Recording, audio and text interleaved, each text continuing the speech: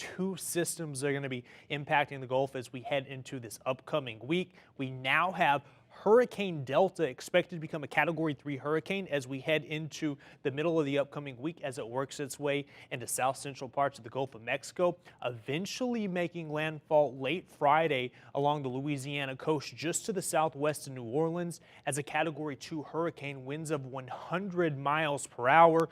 There is a little bit of uncertainty still, so the upper Texas coast all the way into the Florida Panhandle, keep a close eye on this system.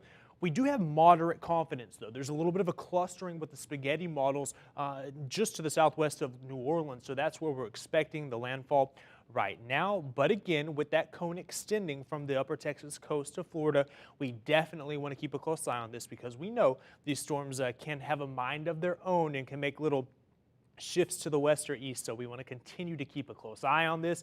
And the main steering factor is actually an upper level ridge that's out over the Atlantic. This is going to start to build toward the west as we head into the middle of the upcoming week, and that's going to continue to steer Delta toward the northwest over the next 24 to 48 hours. But I want you to focus on this.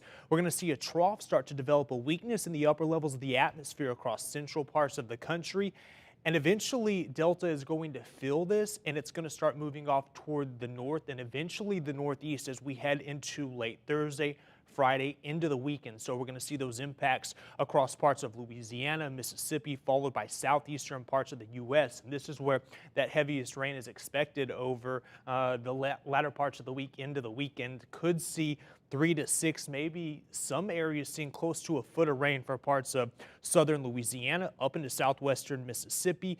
Looking like far eastern Texas could see some isolated showers, but I don't think we're going to see anything here in the Brazos Valley. And